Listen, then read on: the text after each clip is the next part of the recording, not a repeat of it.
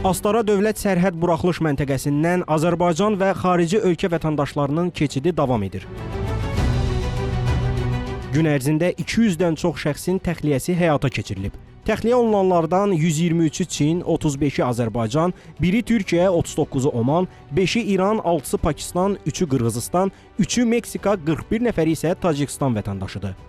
Əslində bilet almışdım ayın birinə, uçaqla.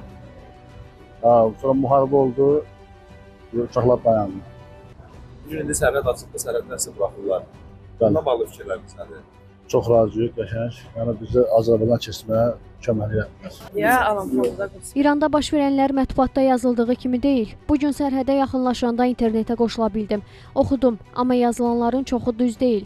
Düzdür, partlayış səsləri gəlir. 2 il idi İranda idim. Tibbi təhsil alıram. Uşaqlar qorxduğu üçün oranı tərk etmək məcburiyyətində qaldıq. Sağ olsun Azərbaycan dövləti bizim rahat keçidimiz üçün şərait yaradıb. Pakistanın İrandakı səfirliyinin müşaviri təxliyə ilə bağlı Azərbaycana təşəkkür edib. İsmat Hassan Siyal bildirib ki, Azərbaycanla koordinasiyalı işləyirlər. Düzdür, İranda gərginlik var, amma o dərəcədə deyil. Azərbaycan dövlətinə öz təşəkkürümüzü bildiririk ki, bizə keçid üçün şərait yaradıblar, deyə müşavir bildirib. Hazırda təxliyə prosesi davam edir.